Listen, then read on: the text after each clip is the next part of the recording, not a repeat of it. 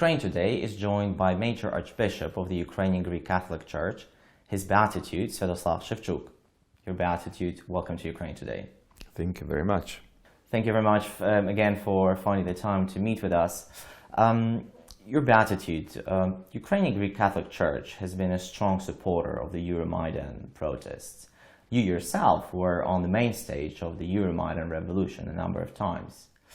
With all the events which followed, with all the deaths, with the war raging in eastern Ukraine, do you think that Maidan was a worthy cause? Well, I think so, because very presence of so many churches in Maidan was a possibility to bring a witness to the Christian values, which is supposed to be as a cornerstone of the civil society of Ukraine, of European identity of our country and our nation. Well, of course, our presence on Maidan was a witness of Christian peace and pastoral care for our own faithful. We were trying to negotiate, to mediate peace, to protect those who were peacefully expressing their will to live in the free and democratic country. But we did not succeed in our mission toward the former government. But it was our pastoral duty, a call of our Christian consciousness, to be there, bringing witness to the Christian values. But again, following the Euromaidan revolution, many events which followed, they brought so much grief, so many deaths to the Ukrainians. Do you still believe that these old deaths were worth the cause? Well, we as Christians, we supposed to interpret all events in those tragical events according to the Christian faith. We see in those tragedies an outstanding witness of the Passover identity of Christian spirituality.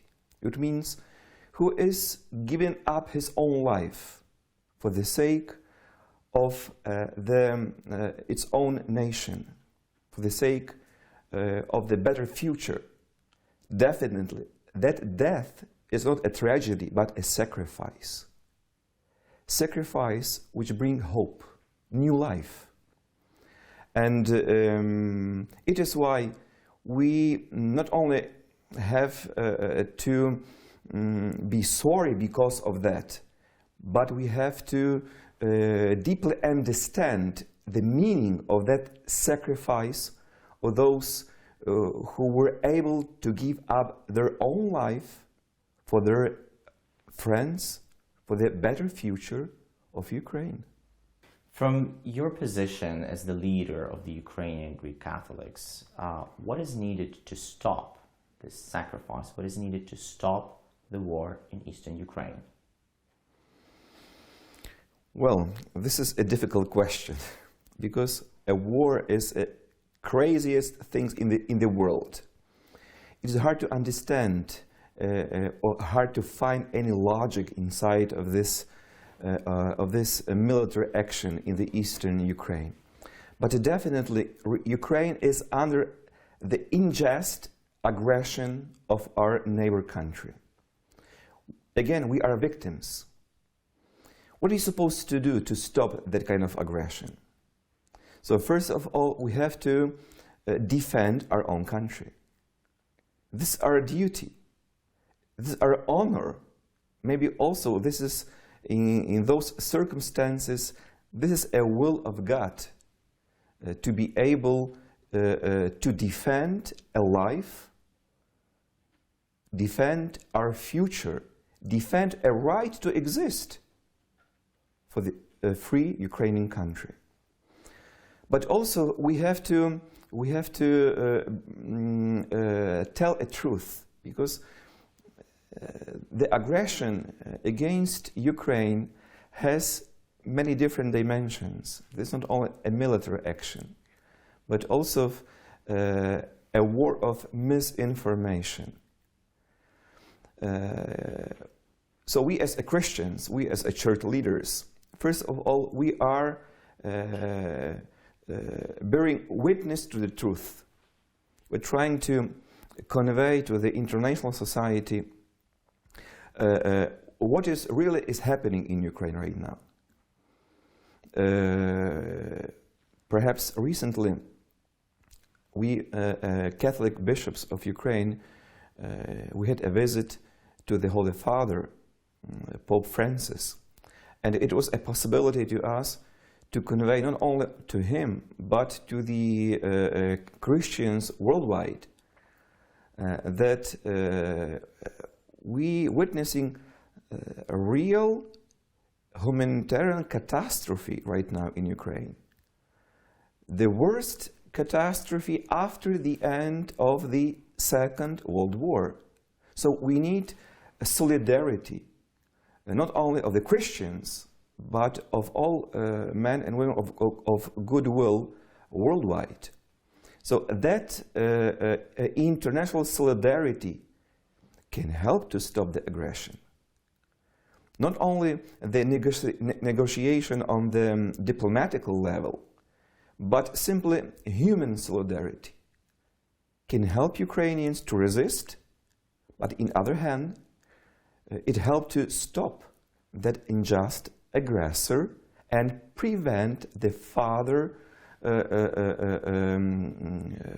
actions against Ukrainian country.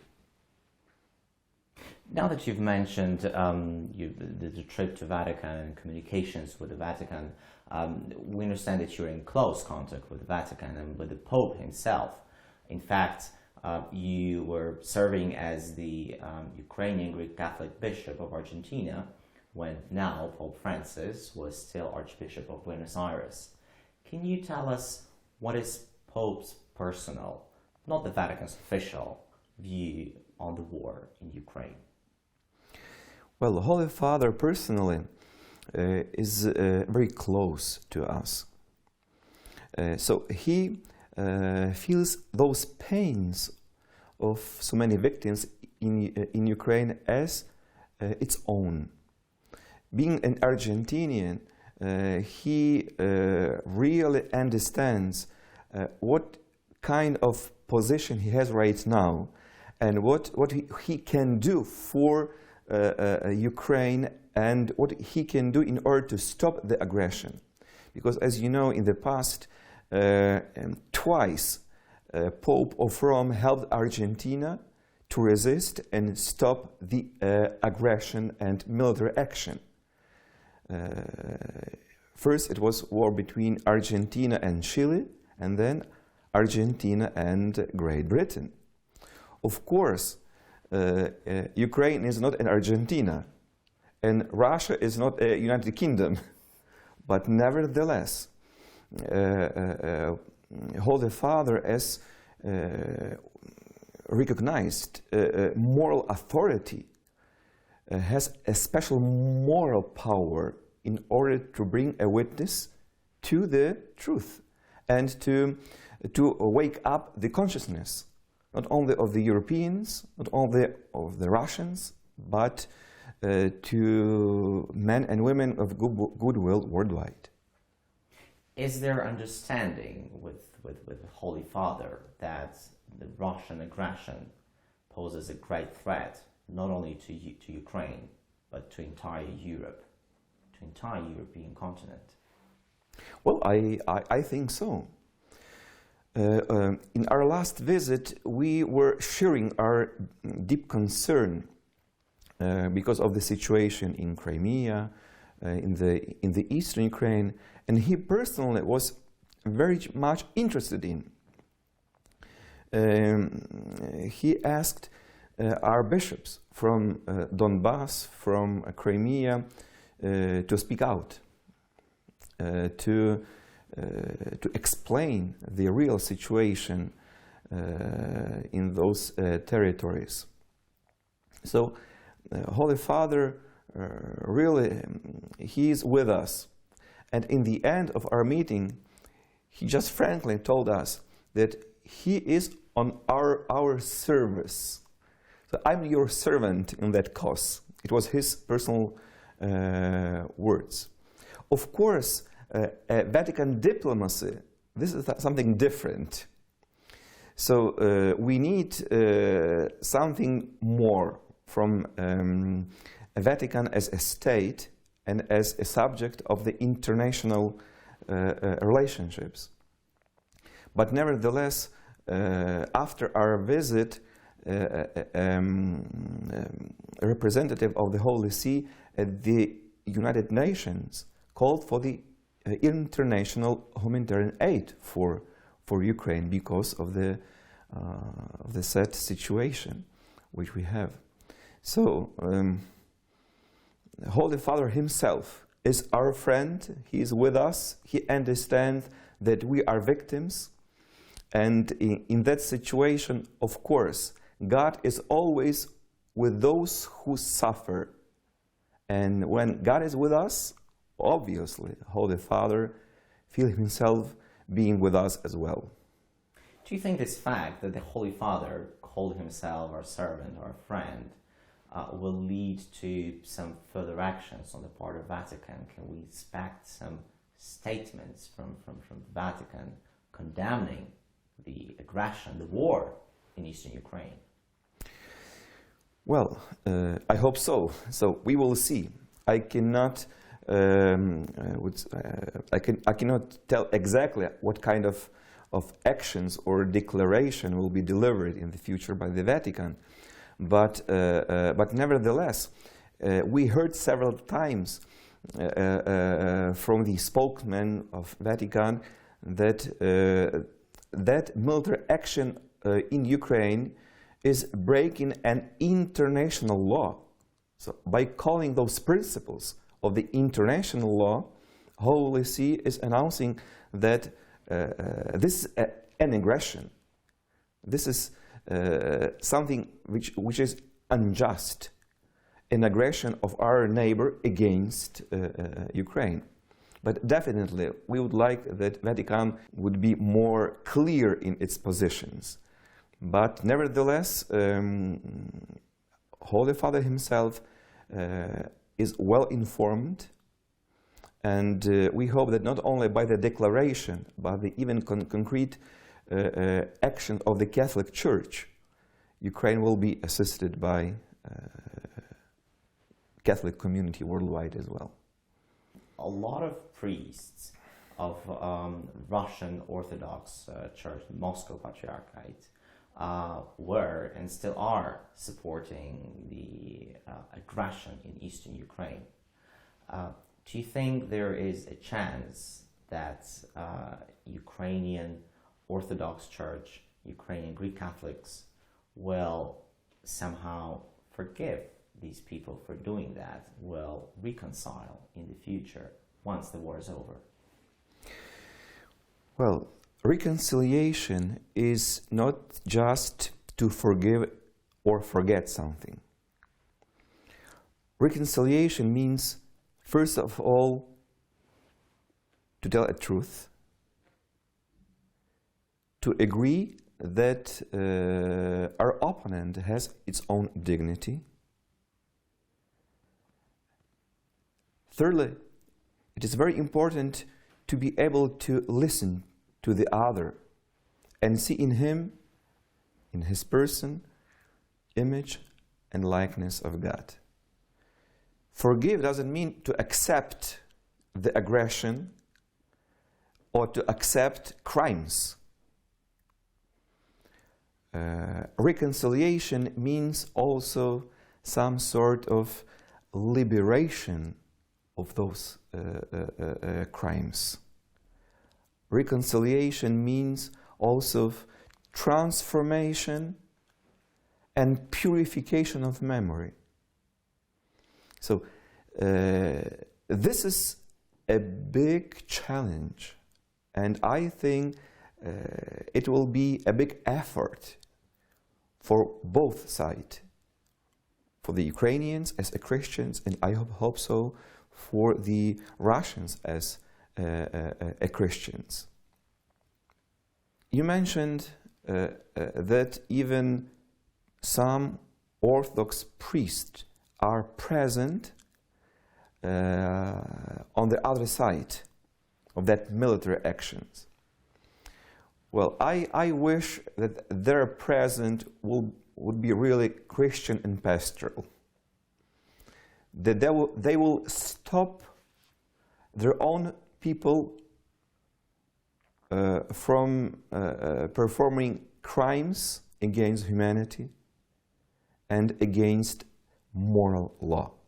Because this is a duty of a chaplain, to prevent crimes, to help to everybody, especially in those extreme conditions, first remain a human. Because even our enemy has its own dignity. So if even the other side will have not the ideologist of the Russian propaganda, but a real pastors, real priests, maybe in the future will be any hope for the reconciliation. But do you think this is realistic? Do you think having these priests on the other side taking care of the souls rather than blessing them for the war, blessing them to go and kill Ukrainians, is that all possible? Well, I'm sure that in the future all those crimes or actions will be revealed, and we will know what kind of behavior those priests are performing in those circumstances. Are they simply ideologists who are themselves killing other soldiers with the arms, or they take care of the souls, as you mentioned? Because I think this is a time of revelation of the truth. We will see who we are as Christians, and we will see who we are as a priest as well. I can assure you that in behalf of the Ukrainian Greek Catholic Church, our priests are taking care of the souls. This is their primal goal, helping them to bring a witness of the glory and dignity of Christian soldier, to prevent hatred, to help them because of love and Christian consciousness, be able to defend a life and not to simply hate and kill the enemies. This is different logics. But I think that only in the future we will have a possibility to make an exam of our consciousness and to see who we are as a Christians. You've mentioned Ukrainian Greek Catholic priests in frontline in the East. That's exactly what I wanted to ask you about. There are quite a few of the Ukrainian Greek Catholic priests serving as chaplains on the front line. What do you think motivates them to leave everything behind and go to the eastern Ukraine and serve there? Well, the first and most important, this is the vocation of a pastor, of priest, to be with his own faithful, to assist them, especially where it is most danger for them. When those young boys are in the danger of death, a presence of priest is crucial.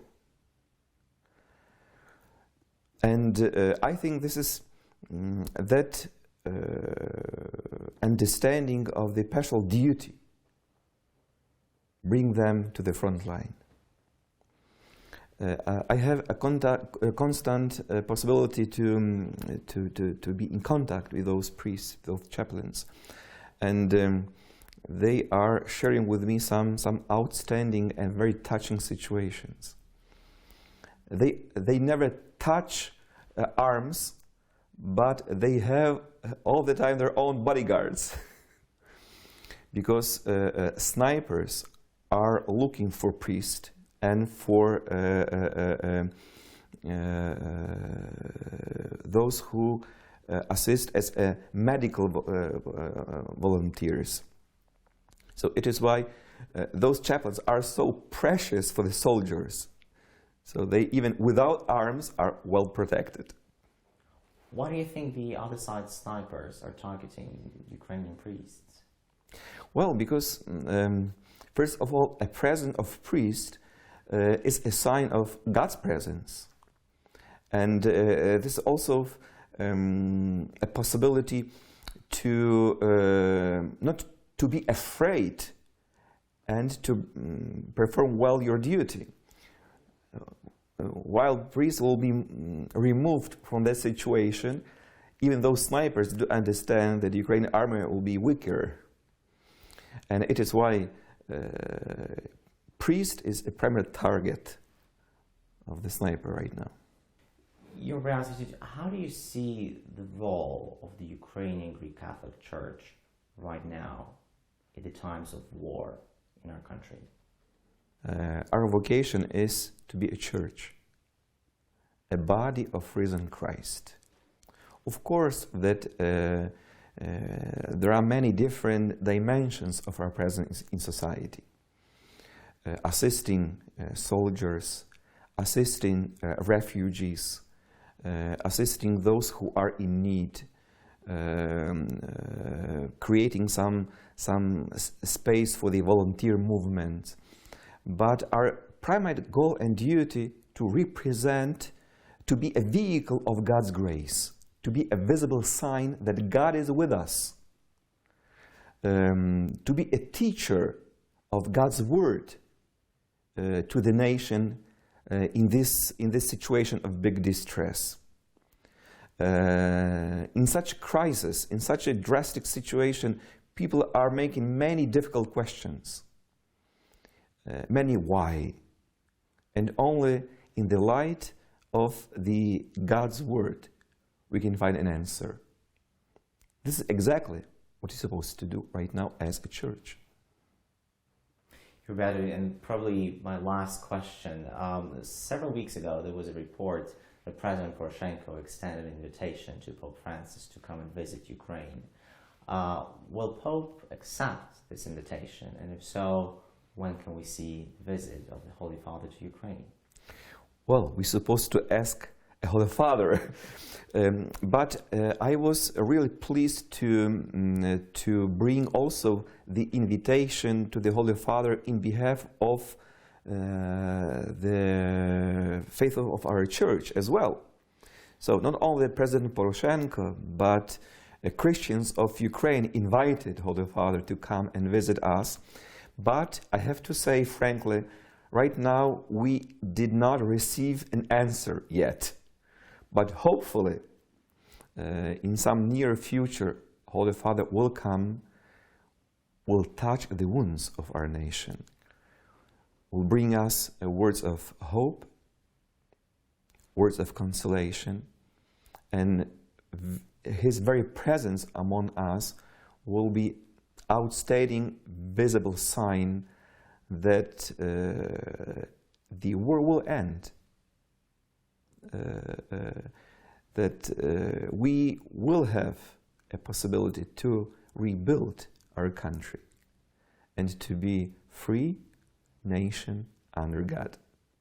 Well, let's hope this will be indeed the case. Your Beatitude, thank you for your time. This was Volodymyr Solokhub for Ukraine Today, together with the Archbishop of Ukrainian Greek Catholic Church, His Beatitude, Sviatoslav Shevchuk. Thank you for watching us.